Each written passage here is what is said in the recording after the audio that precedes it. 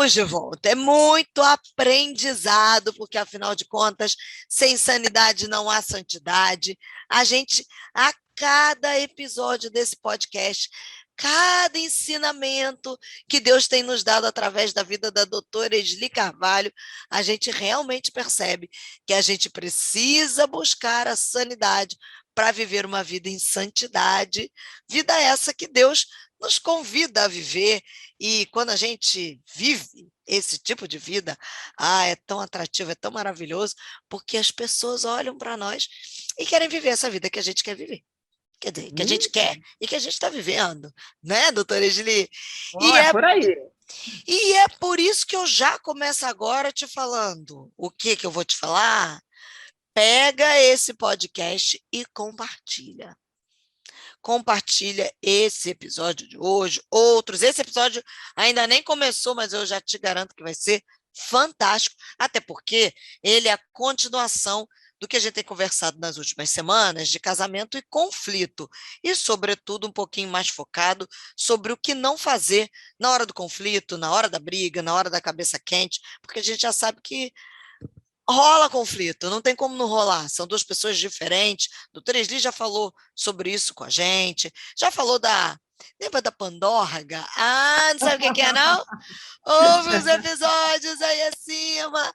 Doutora Esli falou sobre esquemas de apego, foi algo fantástico. Tudo isso aqui, ó, nessa série que a gente está falando de casamento e conflito. E agora, doutora Esli vai continuar, porque eu estou aqui com o meu papel e com a minha caneta para absorver aquelas coisas que a gente não deve fazer jamais, jamais, jamais, nunca, nunca, nunca, nunquinha, durante aí um conflito e uma briga no casamento, né, doutora Esli? É por aí. Você sabe que semana passada a gente tinha falado, né, sobre as formas patológicas de comunicação. Quero só ver quem é que vai se lembrar de quais são essas formas patológicas de comunicação. Mas eles vão ter que ir lá atrás para escutar, para poder ouvir. Aliás, se eu fosse vocês, eu ia mesmo, porque é interessante, porque tem uma galera que fala que essa forma de comunicação aí é uma forma. A pessoa é inteligente, mas a doutora Esli falou aqui, ó, que não, que inclusive tem um cheirinho de, ó, enxofre. Terrível, né? Mas vamos lá. Coisas novas para essa semana é o seguinte: não fale mal do seu cônjuge aos demais. Boa. Né? E eu acho que assim, existe, né, aquela situação que às vezes assim, a gente está assim, eu não sei o que fazer, e a gente precisa conversar com alguém de confiança, né, para ter uma orientação, né? Quem sabe a gente precisa de uma informação, de uma orientação, por exemplo, pastoral em relação a alguma situação, ou uma psicóloga, um psicólogo, ou uma irmã, um irmão mais velho, né, na fé, né? O Paulo dizia que a gente, né, nós que somos mais velhos, devemos orientar os que são mais jovens, né? Então, orientação é diferente. Falar mal é falar mal, sabe? Ai, porque meu marido é... Ai, porque a minha mulher... A orientação é diferente daquele momento do desabafo que a pessoa quer colocar para fora, né? Exatamente. Mas olha com quem você coloca para fora e de que jeito que você vai fazer esse negócio, entendeu? Porque, assim, ir numa situação de confiança, de segredo, né, de confidencialidade, procurando, assim, porque às vezes, assim, né, tem mulheres, por exemplo, que não sabiam que violência não faz parte de casamento, né? Eu já tive moças que vieram falar comigo no tempo que eu morava na América Latina, especialmente, mas no Brasil acontece também. Um dia a gente faz uns podcasts sobre isso, né, com os ditados. Ela disse assim, eu só me dei conta, né, que bater no outro, né, não é amor, recentemente, agora antes dos 30 anos, porque meu pai batia na minha mãe, o meu marido batia em mim, e eu achava assim, que quanto mais batia, mais me amava. É mesmo. É. Essa é uma das formas patológicas de comunicação, óbvio. Mas, né, a gente não faz isso. Nós não vamos procurar fazer isso, porque, assim, é muito fácil, né? A raiva sair da cabeça ou pela boca, descer pelos ombros, os braços e sair pela mão. Então, vamos evitar isso. Então, a gente não fala mal, né, do cônjuge aos demais, especialmente na frente dos outros. Porque o fulano, porque a fulana, você não sabe o que ela faz.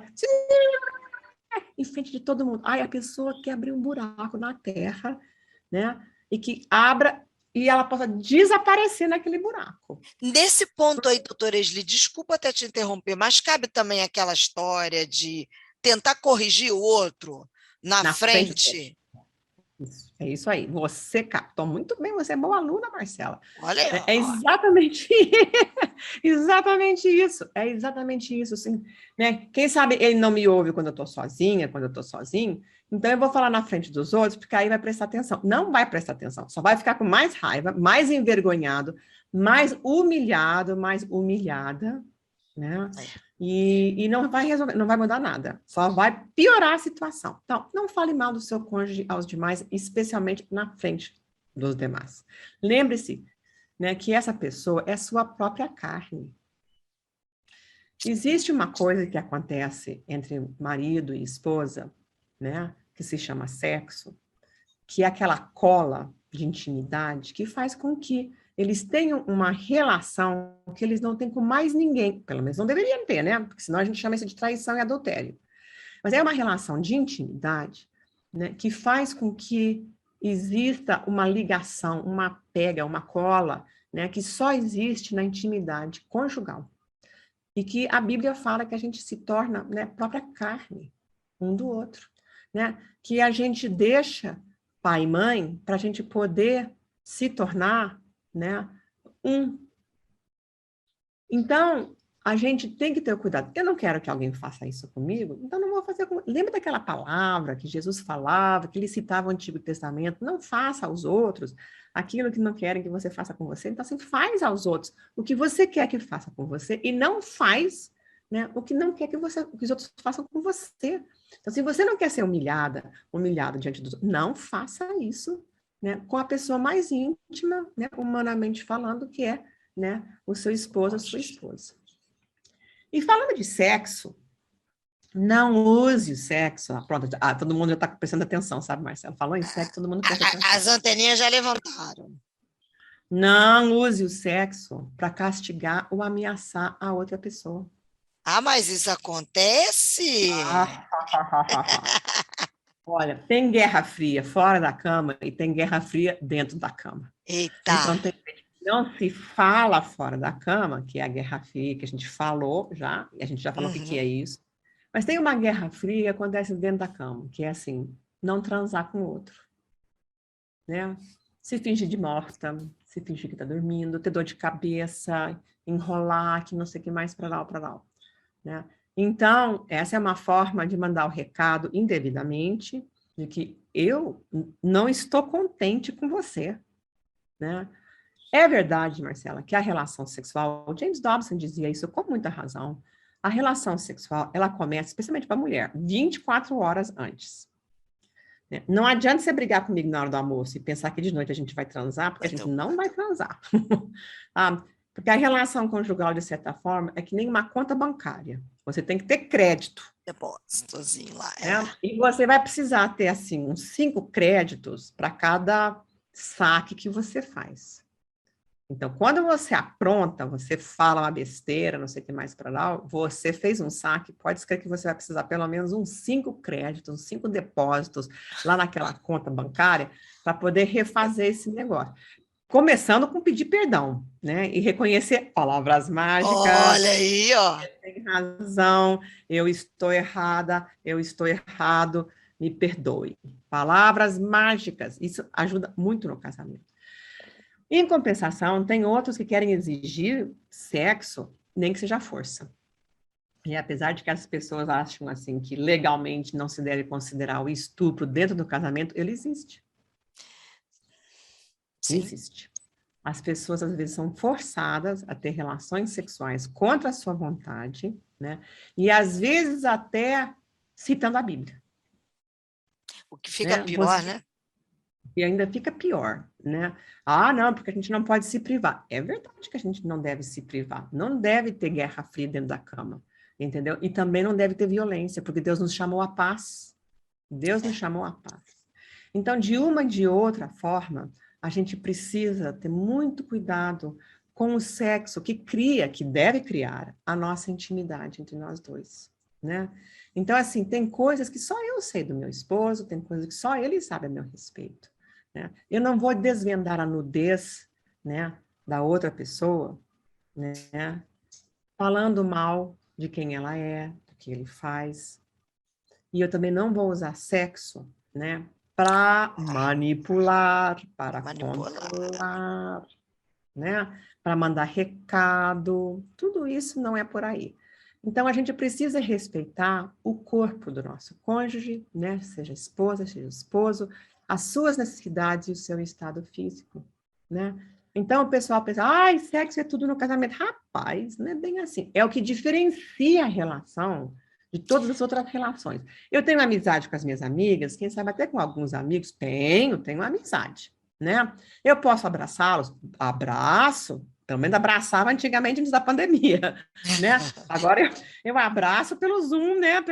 Mas abraço sim, né? Abraço os meus filhos, abraço, eles me abraçam também. Mas ter uma relação sexual, eu só faço com meu esposo, Meu com marido. minha esposa. A gente não faz isso com os outros. Então, a gente precisa ter esse respeito, né? E as coisas têm o seu tempo. Eu sempre digo que a gente precisa casar com o nosso melhor amigo, porque a paixão vem e vai. Relacionamento sexual, às vezes, também vem e vai, né? Nós temos períodos em que a gente adoece, né?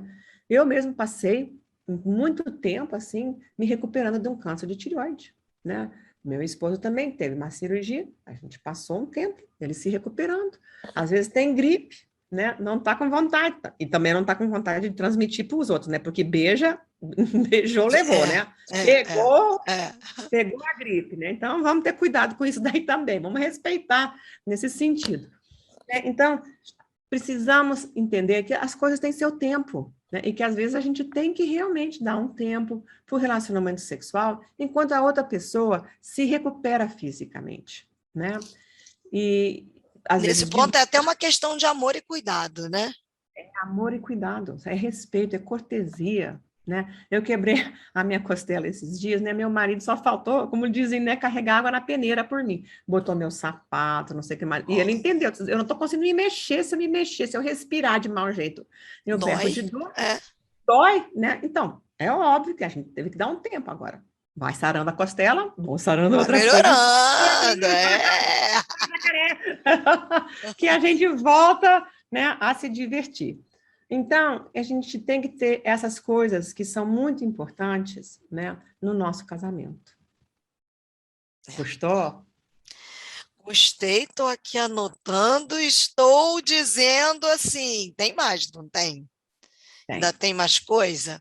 Tem mais coisa. Então, direi aos nossos queridos ouvintes de podcast que nos acompanhem, nos aguardem. Próxima semana tem mais. Viu o que eu te falei sobre compartilhar? Porque é tanto aprendizado. E enquanto a Esli vai falando aqui, eu vou pensando, as coisas vão trabalhando aqui na minha mente, certamente com você também é. E ela amplia, ela joga aquela flechinha de luz, né? O Espírito Santo a usa para jogar aquele pontinho de luz que vai iluminando um monte de outras coisas. E, ó, esse é o processo daqui desse podcast, que diz que sem sanidade não há santidade. É para te orientar, para jogar, se dar aquela virada de chave, né, doutora Esli? E aí, Aí. daí para frente, a gente entrar naquela caminhada da cura, que só o Espírito Santo, num trabalho conjunto com a gente, consegue operar, né? É isso aí. Então, aprenda. Cura as farpas do seu coração, de forma que você possa viver bem, né, com o bem amado, com a bem amada.